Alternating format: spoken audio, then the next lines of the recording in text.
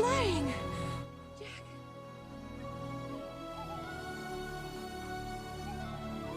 All right, you want to feel old? Listen to this. This past February marked the 25th anniversary of the release of the multiple award-winning blockbuster Titanic. And now a few of the cast members of the film will appear in the documentary Ship of Dreams, Titanic Movie Diaries. It was terrifying. My screams were my own, not my characters. Ow, I'd really kind of forgotten that moment. I think that we all had times of being disturbed by the truth of this story, and also had times where we simply had to force ourselves not to think about it, or telling the story would have been much more difficult. I was standing there with Kate Winslet in my several arms, actors from the James celebrated Cameron film giving me direction. really sharing their stories of working on the set for the very first time 111 years ago tomorrow, everyone. The famed ship, the RMS Titanic, sank after hitting an iceberg on its way to New York, a fact that our next guest knows all too well. So please welcome back entertainment journalist and Titanic aficionado, Mr. Nelson Aspin. Good to see you. I do know it all too well, thank you. Although maybe if I was there, it was in a past life. But now I'm just a super fan, or as we call ourselves, Titaniacs. Yeah, so you're usually covering entertainment. People now know you as this Titaniac, right?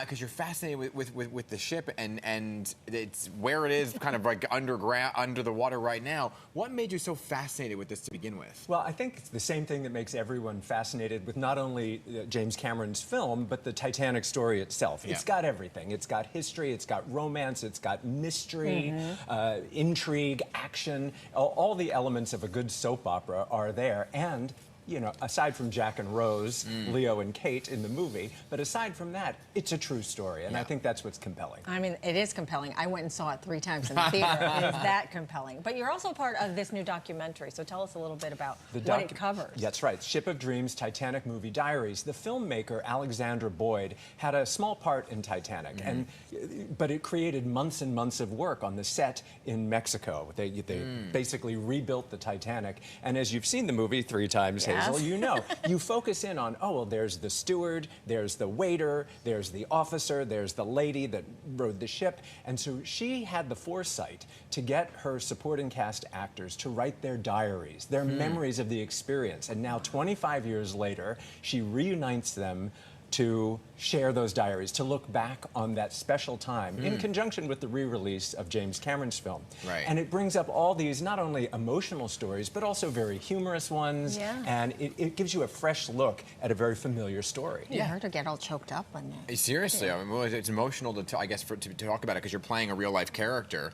But for you, you're part of the documentary as well. I am, because not only am I an amateur historian and television presenter, but Alexandra, who, when she auditioned for the film all those years ago, James Cameron asked all his cast members to write a monologue to audition based on a real-life character. Well, this was before the internet. You know, she was like, what am I going to do? I said, oh, I've got the perfect character, the Countess of Roth, who controlled lifeboat number 8. We helped write her a monologue that got her the part. So very much a part of the story. I was in contact with Dr. Robert Ballard back in the 80s, who discovered the wreck. I mean, that was groundbreaking at the time to uncover that piece of history. Right. Well, there have been a lot of documentaries about the Titanic, but what will we learn new? And did you learn something new that you had never known before? Oh, absolutely. I mean, these are the actors that you'll see in the film are actors you recognize. Deleted scenes, behind-the-scenes stories, how they got the parts, how they were made to audition for the parts, how they partied when they were stuck down in Rosarito, Mexico for months on end. Wow. And then what happened to them afterwards? Some had career success, some had career stalls. You know, that's just the life of an actor. So it is a fascinating thing for anybody who's an admirer or fan of the film or the historical event. Yeah, you said, you know, from the 80s until now, what have you really learned about the wreckage in its point in time where it is through the years and all the times that they've taken that kind of journey down underneath? Oh my goodness, now there have been so many dives down to the wreck, and things are, you know, you can argue things should be left alone, but other things are brought up, and there are Titanic exhibitions all over the place. Probably the best place to check out is the museum in Belfast, Ireland, which is the shipyard where Titanic was built.